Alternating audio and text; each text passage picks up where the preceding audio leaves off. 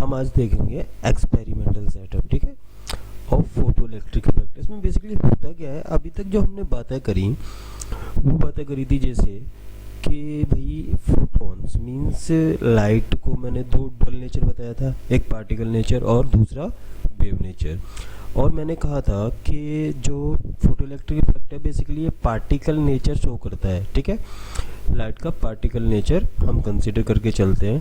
तो होता क्या है, पार्टिकल नेचर में हम फोटॉन्स के बारे में बात करते हैं। फोटॉन्स की एनर्जी की अगर मैं बात करूं तो कितनी होती थी, एनर्जी ऑफ एनी फोटोन जो होती थी वो कितनी, SC/, लैम्डा, किसका लैम्डा, लाइट का, है ना, वेवलेंथ ऑफ लाइट, ठीक है। तो यहाँ से एक फोटोन कितनी एनर्जी कैरी करता है वो हम कैलकुलेट कर सकते हैं। अब देखो ये एक्सपेरिमेंटल सेटअप, इसको मैं समझाता हूँ। ये जो होती है ये होती है इवैक्यूएटेड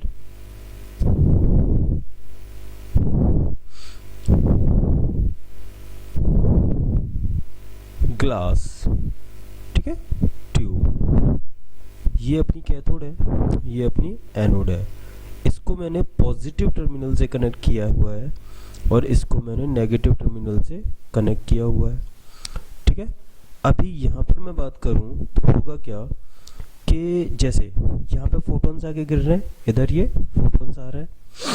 अभी फोटॉन्स क्या करने वाले हैं, फोटॉन्स जब इस ये वाली, ये बेसिकली जो कैथोड होती है ना, ये फोटो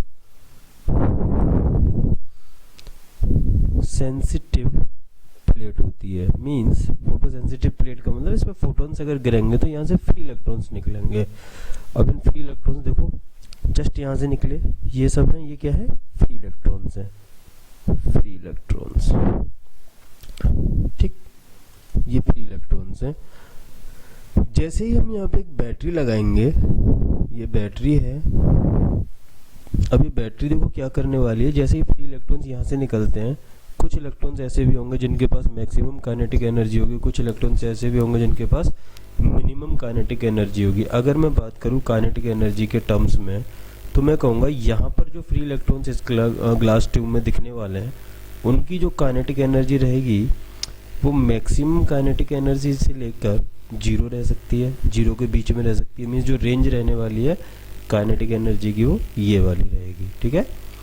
अब देखो होगा क्या, कुछ हम यहाँ पे वेरिएशन देखेंगे। जैसे मैं फ्रीक्वेंसी को वेरी करा सकता हूँ, मैं पोटेंशियल डिफरेंस को वेरी करा सकता हूँ, मैं इंटेंसिटी को वेरी करा सकता हूँ। इंटेंसिटी को वेरी कराने का मतलब ये है कि जो मैं यहाँ पर लाइट सोर्स यूज कर रहा हूँ, यहाँ पर जो लाइट सोर्स मैं यूज कर रहा हूँ, इसकी number of photons per unit area पर सेकेंड इंक्रीज हो जाए, ठीक है। मीन्स जो नंबर ऑफ फोटॉन्स गिर रहे थे पर सेकेंड में पर यूनिट एरिया पे वो ज़्यादा गिरने लग जाए, ठीक है। तो उसका मतलब होता है कि इंटेंसिटी का इंक्रीज हो जाना। चलो कुछ इफेक्ट्स हम देखते हैं। जैसे मैंने कहा कि फर्स्ट ऑफ ऑल मैंने जस्ट बैटरी से इसे कनेक्ट नहीं किया है, बस मैंने इसको एज इट इज ऐसे ही सेटअप को छोड़ दिया और जो पोटेंशियल वो वेरी स्मॉल है, मीन्स टेंडिंग टू 0, ठीक है। तो मैं कहूँगा व्हेन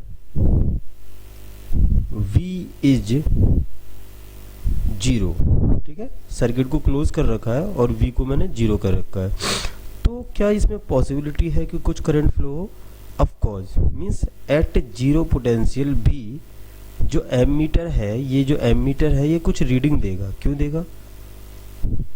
ये इसलिए रीडिंग देगा क्योंकि देखो होगा क्या, यहाँ से कुछ इलेक्ट्रॉन जो वो मैक्सिमम काइनेटिक एनर्जी लेके निकले हुए थे। अब जो मैक्सिमम काइनेटिक एनर्जी वाले इलेक्ट्रॉन थे उसमें से कुछ इलेक्ट्रॉन्स की पॉसिबिलिटी ऐसी है कि वो बिना पोटेंशियल डिफरेंस अप्लाई किए, एक्सटर्नल पोटेंशियल डिफरेंस अप्लाई किए एनोड तक पहुँच सकते हैं, ठीक है। और कुछ इलेक्ट्रॉन जिनके पास जो काइनेटिक एनर्जी थी वो मींस मैक्सिमम काइनेटिक एनर्जी से कम थी या फिर टेंडिंग टू 0 थी, ठीक है।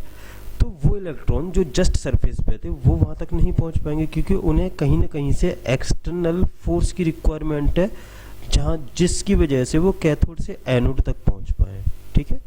मींस यहाँ पर एक small current will flow when V equal to 0, ठीक है, विल फ्लो, ठीक। मैंने कहा when V is 0 then small current will flow, means ampere will show some reading, ठीक है, very small reading but there will be some reading, ठीक है। अब मैं क्या करता हूँ, इफ आई इंक्रीज V, मैं पोटेंशियल डिफरेंस को इंक्रीज कर रहा हूँ, इससे क्या होने वाला है, ये जो ग्लास ट्यूब है इसमें जो इलेक्ट्रिक फील्ड है वो क्या होने वाली है बच्चों, बढ़ने वाली है। और अगर इलेक्ट्रिक फील्ड बढ़ेगी तो जो इलेक्ट्रोस्टैटिक फोर्स है upon the electron it will increase, और अगर ये इंक्रीज होगा दैट मीन्स मैं ये कहता हूँ जिसकी काइनेटिक एनर्जी बहुत कम है, मीन्स काइनेटिक एनर्जी जिसकी क्या थी, टेंडिंग टू जीरो थी, उस पर भी एक फोर्स लगेगा, मीन्स मैं कहूँगी इस इलेक्ट्रॉन की काइनेटिक एनर्जी जो है वो क्या थी, जस्ट टेंडिंग टू जीरो थी, तो ये वाले इलेक्ट्रॉन पर एक फोर्स लगने वाला है, ठीक है। और ये फोर्स की अगर मैं डायरेक्शन की बात करूं तो डायरेक्शन क्या रहने वाली है इस फोर्स पे, फोर्स की just opposite to the electric field, क्योंकि electric field positive to negative terminal होगा, इलेक्ट्रिक फील्ड होगा positive to negative terminal, hence जो डायरेक्शन होने वाली है, जो डायरेक्शन होने वाली है फोर्स की वो कुछ इस तरीके से रहेगी बच्चों, इस डायरेक्शन में, क्योंकि इलेक्ट्रिक फील्ड की डायरेक्शन जो है वो ऐसे रहने वाली है। अगर मैं बात करूँ इलेक्ट्रिक फील्ड, तो इलेक्ट्रिक फील्ड की डायरेक्शन एनोड टू कैथोड रहेगी, ठीक है। Means if we increase potential difference then definitely current will increase, then definitely current will increase, but at some potential, but at some potential I'll say BP, ठीक है, the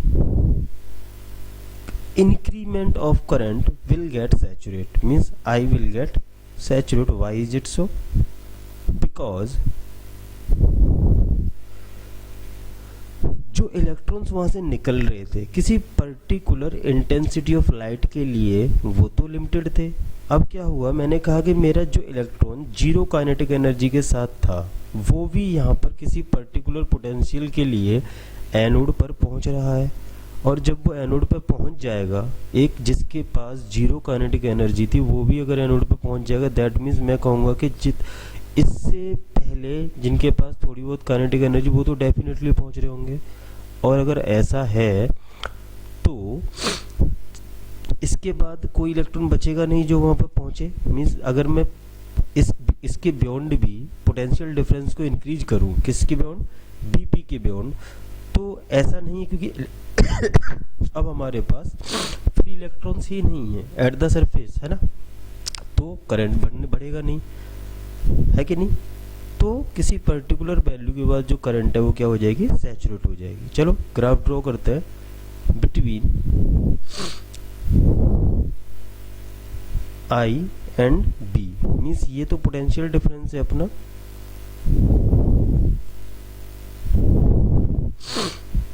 potential difference, even external potential difference है, और ये जो I है ये है photo current. क्या है ये, फोटो करंट।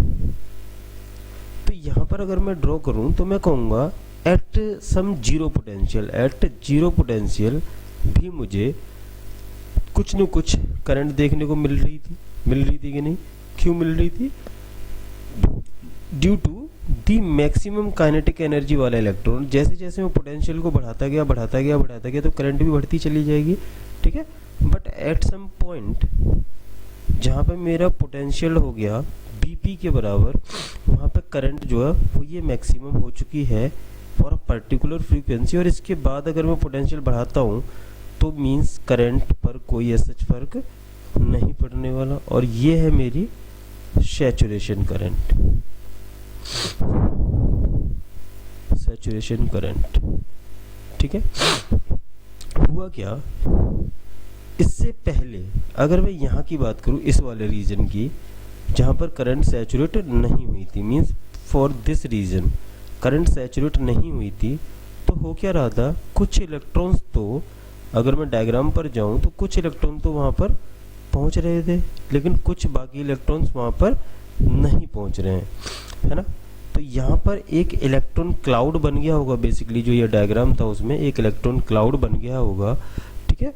और वो इलेक्ट्रॉन क्लाउड क्या करने वाला है कि अब जैसे जैसे तुम मीन्स पोटेंशियल डिफरेंस मीन्स इसको बेसिकली हम बोलते हैं पिंच ऑफ वोल्टेज। क्या बोलते हैं? पिंच ऑफ वोल्टेज, है ना। मीन्स जब तक करंट क्या हो रही थी, इंक्रीज हो रही थी, ठीक है। और हाँ, एक चीज़ और ध्यान रखनी, यहाँ पर हमने फ्रीक्वेंसी, इंटेंसिटी एटसेट्रा किसी के साथ भी छेड़छाड़ नहीं करी है, ठीक है। अब हम दूसरा केस लेते हैं। मैं केस ले लेता हूँ कि दो इंटेंसिटीज पर लेता हूँ, ठीक है। मैं कह देता हूँ मुझे ड्रॉ करना है दो इंटेंसिटीज के लिए I1 एंड I2, और मैंने एक कंडीशन ले ली कि I2 is greater than I1. Here it is nothing but the intensities, ठीक है। इनके लिए मुझे ग्राफ ड्रॉ करना है फॉर टू डिफरेंट इंटेंसिटीज। तो जब मैं I और B के बीच में ग्राफ ड्रॉ करूँगा तो मैं देखूँगा, फर्स्ट ऑफ ऑल तो मैं जानता हूँ कि एट 0 वोल्टेज, है ना, जो करंट थी वो 0 नहीं थी, वो सम वैल्यू है उसकी थी, और सम BP मीन्स ये पहली इंटेंसिटी के लिए ड्रॉ कर रहा हूँ, तो BP1 ये क्या हो गई, सैचुरेट हो गई थी, ठीक है। ये हो गया फॉर इंटेंसिटी I1, ठीक है। और अगर मैं यही सेम चीज ड्रॉ करूँ means IB characteristic for different intensity that is called I2 which is greater than I1, तो मैं देखूंगा कि जो करंट थी ऑफकोर्स वो ज़्यादा होगी, क्योंकि इंटेंसिटी अगर बढ़ रही है, ठीक है, तो नंबर ऑफ फोटॉन्स फॉलिंग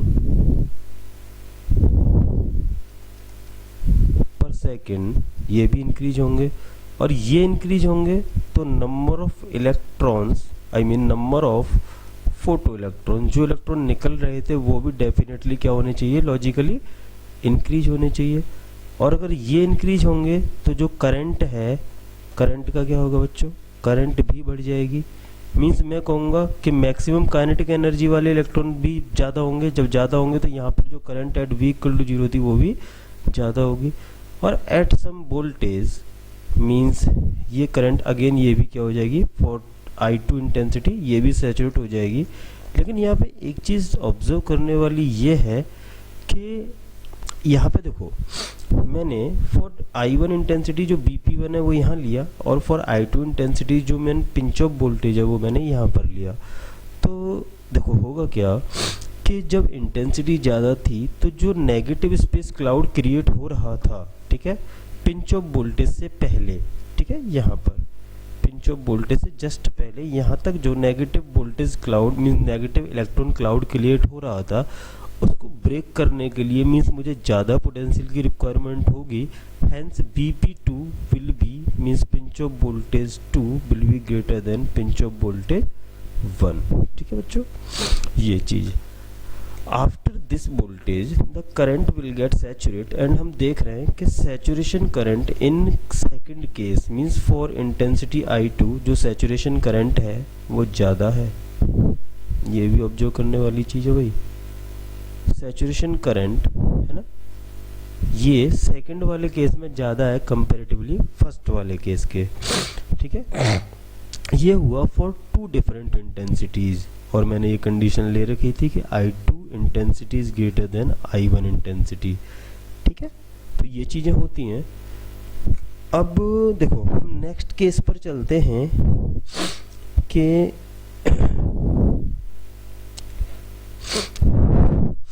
अगर सोचो मैं फ्रीक्वेंसी के बारे में बात करना चाहूँ कि फ्रीक्वेंसी के चेंज करने से क्या इफेक्ट पड़ेगा, ठीक है, चलो वो भी देखते हैं।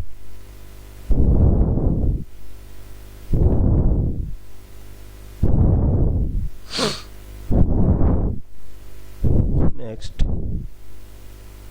इफेक्ट ऑफ फ्रीक्वेंसी, ठीक है। तो जब यहाँ पर मैं बात करूँगा तुमसे, सोचो अगर फ्रीक्वेंसी में बढ़ाऊँ, मैंने क्या किया, फ्रीक्वेंसी को इंक्रीज किया। अगर फ्रीक्वेंसी बढ़ेगी तो डेफिनेटली एनर्जी ऑफ फोटोन जो बराबर होती है h into new. New is the frequency, मैंने यहाँ पे f से रिप्रेजेंट किया है, तो चाहो तो f से रिप्रेजेंट कर सकते हो। और अगर f बढ़ेगा तो डेफिनेटली एनर्जी ऑफ फोटोन बढ़ेगी। और अगर एनर्जी ऑफ फोटोन बढ़ेगी, दैट मीन्स मैं कहूँगा जो एक्सिज एनर्जी थी, जो मैंने इक्वेशन अभी देखी थी पिछले लेक्चर्स में, K max is equal to energy of photon minus phi not. किसी पर्टिकुलर मेटल के लिए जो वर्क फंक्शन है वो तो कैसा रहता है, सेम रहता है, लेकिन जो energy of photon it depends upon the frequency. Means जैसे ही तुम फ्रीक्वेंसी को इंक्रीज करोगे, तुम्हारा ये जो डिफरेंस है ये क्या होगा, इंक्रीज करेगा। और जब ये इंक्रीज करेगा तो मैक्सिमम काइनेटिक एनर्जी, मीन्स जो इलेक्ट्रॉन काइनेटिक एनर्जी लेके कैरी कर रहा था उसकी जो एनर्जी है काइनेटिक एनर्जी के फॉर्म में वो इंक्रीज करेगी। और जब ये इंक्रीज करेगी, दैट मीन्स इससे क्या होने वाला है, क्या सैचुरेशन करंट पर ऐसा कोई फर्क आने वाला है। मीन्स मैं कहूँ, अच्छा एक चीज़ और सोचने वाली है, क्या फ्रीक्वेंसी के बढ़ जाने से, if frequency increases it implies that के नंबर ऑफ फोटॉन्स इंक्रीजेज, ऐसा कुछ बोलता है क्या, इंक्रीज। देखो ये बिल्कुल गलत बात है कि इंटेंस मीन्स फ्रीक्वेंसी का बढ़ने का सिर्फ और सिर्फ मतलब इतना सा है कि जो एनर्जी ऑफ फोटोन है वो इंक्रीज हुई है, ना कि नंबर ऑफ फोटॉन्स इंक्रीज हुए हैं। Number of photon per second means it depends upon the intensity, and intensity and frequency are two different terms. ठीक है, तो इनमें मीन्स इंटर रिलेट मत करना कि फ्रीक्वेंसी के बढ़ जाने से नंबर ऑफ फोटॉन्स इंक्रीज होंगे, ऐसा कुछ होने को नहीं जा रहा है। ठीक है, intensity is a different thing and frequency is a different thing. Frequency के सिर्फ चेंज होने से एनर्जी ऑफ फोटोन चेंज होगी, और एनर्जी ऑफ फोटोन के चेंज हो जाने से जस्ट काइनेटिक एनर्जी मैक्सिमम पर, आई मीन काइनेटिक एनर्जी पर फर्क पड़ेगा। ठीक, अब देखो मीन्स सैचुरेशन करंट पर ऐसा कोई फर्क नहीं पड़ने वाला। तो यहाँ पे मैं नोट लिख सकता हूँ, if frequency increases it doesn't mean that current means I, that is called current, will increase. ये चीज क्या है, गलत है, ऐसा नहीं होगा। ठीक है, चलो भाई थोड़ा सा बात, अब हम क्या करते हैं नेक्स्ट वाले केस में, मैं ये जो ट्यूब थी मेरी, ठीक है, एवैक्यूएटेड ट्यूब मीन्स कुछ इस तरीके से मैंने ट्यूब कंसीडर करी थी। यहाँ पर मैं क्या करता हूँ कि मैं इसको बैटरी से कनेक्ट करता हूँ, पोलैरिटी में इसको कनेक्ट किया, रिवर्स पोलैरिटी में कनेक्ट कर दिया। ये मेरा क्या था, ये था मेरा एनोड और ये था मेरा कैथोड। फोटॉन्स मींस ये फोटो सेंसिटिव प्लेट थी, ये एनोड था जो पहले पॉजिटिव से कनेक्ट था, अभी मैंने क्या किया, इसको नेगेटिव से कनेक्ट कर दिया। और यहाँ पर मैं अगेन लाइट की, है ना, लाइट को इंसिडेंट कराता हूँ, और ये कंडीशन में ऑफकोर्स लेके चल रहा हूँ कि जो एनर्जी ऑफ फोटॉन्स हैं, है ना, वो ज़्यादा है थ्रेशोल्ड एनर्जी से। ठीक है, थ्रेशोल्ड एनर्जी से क्या है, ज़्यादा है जो एनर्जी ऑफ फोटोन है। दैट मीन्स इलेक्ट्रॉन्स यहाँ से डेफिनेटली निकलेंगे बाहर। इस चीज़ में मीन्स कोई डाउट नहीं होना चाहिए, क्योंकि ये कंडीशन मैं ऑलरेडी लेके चल रहा हूँ। अब एक चीज़ देखना, अब हुआ क्या, जब मैंने बैटरी को रिवर्स पोलैरिटी में कनेक्ट कर दिया, बैटरी देखो इस बार रिवर्स पोलैरिटी में कनेक्ट है। ठीक है, दैट इज जो कैथोड है इस बार ये है अपनी पॉजिटिवली चार्ज और ये है अपनी नेगेटिवली चार्ज। ठीक है, तो यहाँ पे देखो ध्यान देने वाली चीज़ पता है क्या है, अगर मैं यहाँ बात करूँ कि ये पॉजिटिव चार्ज है और ये नेगेटिव चार्ज है, तो जो इलेक्ट्रिक फील्ड की होने वाला है ना, इलेक्ट्रिक फील्ड की डायरेक्शन की अगर मैं बात करूँ, तो जो डायरेक्शन मुझे देखने को मिलेगी इलेक्ट्रिक फील्ड की, वो ऐसी देखने को मिलेगी। ठीक है, और अगर इलेक्ट्रिक फील्ड की डायरेक्शन ये है, तो डेफिनेटली जो इलेक्ट्रॉन्स पर फोर्स लगेगा उसकी डायरेक्शन कुछ उल्टी देखने को मिलेगी भाई। ये है इलेक्ट्रोस्टैटिक फोर्स और उसकी डायरेक्शन इलेक्ट्रॉन्स पर इस डायरेक्शन में देखने को मिलेगी। अब सोचो एक इलेक्ट्रॉन यहाँ से निकला था और वो मैक्सिमम काइनेटिक एनर्जी वाले इलेक्ट्रॉन को थोड़ी देर के लिए कंसीडर कर लो, क्योंकि उसी की टेंडेंसी है कि वो कैथोड से एनोड पर पहुंच पाए for a small potential difference. लेकिन रास्ते में तुम ध्यान से देखो तो इस पर एक इलेक्ट्रोस्टैटिक फोर्स है, मीन्स एक इलेक्ट्रॉन है फ्री और जो मूव कर रहा है विद वी मैक्सिमम, ठीक है, इस डायरेक्शन में। लेकिन इस पर एक इलेक्ट्रोस्टैटिक फोर्स इधर वर्क कर रहा है और ये कैसा फोर्स है भाई, रिटार्डिंग फोर्स है। और अगर ये रिटार्डिंग फोर्स है तो ये इसे डीएसेलेरेट करेगा, और अगर जस्ट डीएसेलेरेट करेगा, अगर मैं इन टर्म्स ऑफ वर्क डन बात करूं तो कैसा वर्क करेगा, नेगेटिव वर्क करेगा क्या, ठीक है, वर्क डन कैसा हो रहा है, नेगेटिव हो रहा है। अब मैं क्या करता हूँ कि रिवर्स पोलरिटी में इस पोटेंशियल को चेंज करके देखता हूँ। मैंने कहा कि भाई इसका मैग्नीट्यूड ना बढ़ाओ, if we increase it implies that electric field increase, और अगर electric field increase then electrostatic force increase in terms of magnitude, और अगर ये इंक्रीज तो रिटार्डेशन मींस रिटार्डिंग जो एक्सेलरेशन है वो इंक्रीज होगा, रिटार्डेशन, और वो इंक्रीज होगा तो वर्क डन कैसा, फर्स्ट ऑफ ऑल तो नेगेटिव है work done, and magnitude of work done भी इंक्रीज होता जाएगा। And for a particular value क्या ये चीज पॉसिबल है कि एक इलेक्ट्रॉन जो मैक्सिमम काइनेटिक एनर्जी लेके निकला था कि वो भी पॉसिबल ना हो पाए कि एनोड तक पहुंच पाए, मीन्स वो इलेक्ट्रॉन जो मैक्सिमम काइनेटिक एनर्जी के साथ दौड़ रहा था वो भी किसी पर्टिकुलर पोटेंशियल के लिए एनोड तक ना पहुंच पाए, ठीक है। और वो कंडीशन कब आएगी, जब मैं बोलूंगा work done, all the work done will be equal to change in kinetic energy, means यहाँ पर मैक्सिमम काइनेटिक एनर्जी थी, यहाँ पहुंचते पहुंचते जीरो हो गई। तो क्या मैं कह सकता हूँ कि वर्क डन है ना बाई दिस बैटरी वो कितना होगा, Q into V, means electron पर ही वर्क निकालना है तो E इंटू वी, ये अगर हो जाए तुम्हारा मैक्सिमम काइनेटिक एनर्जी के बराबर, in that case no electron will reach at anode and the current in the circuit, means if मैं यहाँ पर एक एम्पियर मीटर कनेक्ट कर दूं तो ये क्या रीडिंग देगा, जीरो, ठीक है। तो करंट क्या रहेगी इस केस में, जीरो, ठीक है। और यही पर्टिकुलर जो पोटेंशियल होता है इसी को मैं बोलता हूं स्टॉपिंग पोटेंशियल। क्या बोलता हूं बच्चों इसको मैं, स्टॉपिंग पोटेंशियल। यही होता है मेरा स्टॉपिंग पोटेंशियल, ठीक है, जिसकी वैल्यू ध्यान से देखो तो आ गई है के मैक्स अपॉन ई के बराबर। चलो थोड़ा सा और मॉडिफाई करते हैं इस इक्वेशन को। तो देखो जो मैंने भी इक्वेशन निकाली वो निकाली V not is equal to K max upon E, ठीक है। या फिर इसको ऐसे भी रिमेंबर रख सकते हो कि K max is nothing but is equal to E V not, where V not is the stopping potential. और मैं पहले ये भी देख चुका हूँ कि जो मैक्सिमम काइनेटिक एनर्जी होती है वो होती है energy of photon minus work function, ठीक है। तो क्या मैं इसको ई वी नॉट के बराबर रख दूं तो कोई बुराई है, मैक्सिमम काइनेटिक एनर्जी को, ये हो जाएगा ई फोटोन माइनस फाई नॉट, ठीक है। और देखो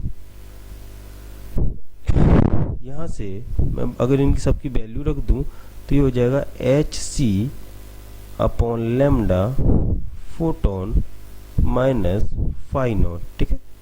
और यहाँ से जो वी नॉट आ जाएगा वो आ जाएगा H C upon lambda photon into E minus phi not upon E. ये रिलेशन अपने को याद रखना होता है, ये रिलेशन अपने को याद रखना होता है, ठीक है। अब देखो अगर तुम ध्यान से देखो तो इसको ना मैं ऐसे भी लिख सकता हूँ, अगर इन टर्म्स ऑफ फ्रीक्वेंसी लिखना चाहूँ तो मैं लिखूंगा H nu photon upon E minus phi not upon E. In terms of frequency में से ऐसे लिख सकता हूँ।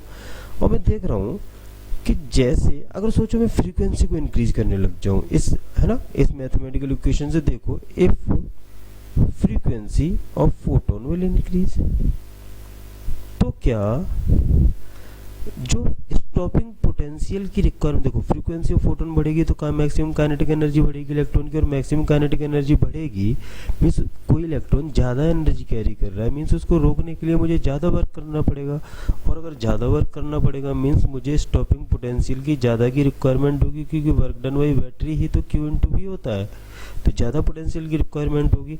और यहाँ से मैथमेटिकली भी देख सकते हो कि अगर न्यू फोटोन बढ़ेगा दैट मीन्स ये डिफरेंस बढ़ेगा, और ये डिफरेंस बढ़ेगा तो V नोट भी क्या होगा, बढ़ेगा। ठीक है, ये चीज़ हमने यहाँ से समझ ली है। चलो थोड़ा सा ग्राफ वगैरह भी प्लॉट कर लेते हैं थोड़ा सा। जैसे मैं कहूँ कि मुझे एक ग्राफ ड्रॉ करना है फॉर टू डिफरेंट इंटेंसिटीज, है ना, I mean sorry for two different frequencies, और मैं ये ग्राफ कंप्लीट ड्रॉ करने वाला हूँ अभी। ये पोटेंशियल वर्सेस फोटो करंट, यहाँ पे ये देखो ये है photo current and this is nothing with the potential, और ये वाला जो पोटेंशियल है इस साइड ये पॉजिटिव है ना, मीन्स जो फॉरवर्ड पोलैरिटी वाला पोटेंशियल है, और इस साइड वाला जो है ये रिवर्स वाला है। ठीक, रिवर्स पोटेंशियल है, रिवर्स पोलैरिटी। ठीक है, और ये था फॉरवर्ड पोलैरिटी। थोड़ी देर के लिए मैं इसे फॉरवर्ड पोलैरिटी बोल देता हूँ।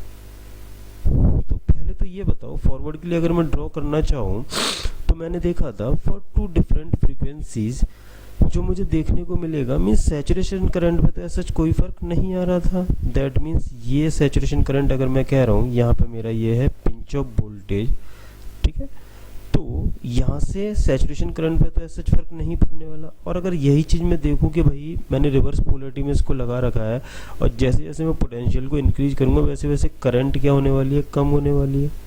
ठीक है, और करंट कम होगी क्योंकि पोटेंशियल इंक्रीज होगा तो करंट कम होगी डेफिनेटली। और जो स्टॉपिंग पोटेंशियल है फॉर टू डिफरेंट फ्रीक्वेंसीज में देखूंगा तो मीन्स मुझे एक ऐसे ग्राफ मिलेगा और कुछ एक इस तरीके से ग्राफ मिलेगा। ठीक है, तो यहाँ पे दो पोटेंशियल मुझे देखने को मिले, इसको मैं कह देता हूँ V01 और इसको मैं कह देता हूँ सम V02। ये कुछ F2 फ्रीक्वेंसी पर मिला और ये F1 फ्रीक्वेंसी पर मिला। ध्यान से मैं देखूं तो फ्रीक्वेंसी के चेंज होने से सैचुरेशन करंट पर कोई फर्क नहीं पड़ रहा था, क्योंकि saturation current depends only upon the intensity, and intensity and frequency are two different terms. ठीक है, फ्रीक्वेंसी के चेंज हो जाने से सिर्फ और सिर्फ मैक्सिमम काइनेटिक एनर्जी चेंज हो रही है, और मैक्सिमम काइनेटिक एनर्जी के चेंज हो जाने से सिर्फ तुम्हारा potential difference, I mean to say कि स्टॉपिंग पोटेंशियल पर फर्क पड़ेगा। और अभी मैंने देखा कि फ्रीक्वेंसी बढ़ेगी तो V नॉट भी क्या होगा, इंक्रीज होगा। ठीक है, तो यहाँ से मैं सिंपली कह सकता हूँ कि F2 should be greater then F1। Diagram से भी देख सकते हैं या फिर कंडीशन लेते तब भी डायग्राम इसी तरह का देखने को हमें मिलता। ठीक है, अब हम चलते हैं नेक्स्ट वाला एक और ग्राफ बना लेते हैं। मीन सिंपल से हमने जो इक्वेशन अभी भी देखी उसी पर बेस्ड एक ग्राफ बना लेते हैं। Means relation between stopping potential and the frequency. अगर मैं फ्रीक्वेंसी के बीच में बनाना चाहता हूँ तो जो मैंने देखो रिलेशन देखा है वो देखा कि V not is equal to H upon E into F means frequency minus phi not upon E। तो यहाँ से क्या ये y equal to mx minus C वाला दिख रहा है क्या मुझे? तो जो ये लाइन है मैं अगर ड्रॉ करूँ इसको मैथमेटिकली तो ये कुछ इस तरीके से ड्रॉ होगी, है ना, और इसको आगे एक्सटेंड करूं तो मुझे कुछ इस तरीके से दिखेगी। यहाँ पे जो इंटरसेप्ट है वाई इंटरसेप्ट वो nothing but phi not upon E के बराबर होगा। स्लोप की बात करूं तो जस्ट एच अपॉन ये थीटा जो होगा वो होगा एच अपॉन ई के बराबर। ठीक है, और ये फ्रीक्वेंसी के साथ तुम वेरिएशन देख सकते हो, कुछ इस तरह का ग्राफ तुम्हें देखने को मिलेगा। ठीक है, तो आज के लिए बस मैं इतना ही रखता हूँ, बाकी नेक्स्ट लेक्चर जो होगा उसमें मैं इस पर क्वेश्चन प्रैक्टिस कराऊंगा। ठीक है, सो थैंक यू।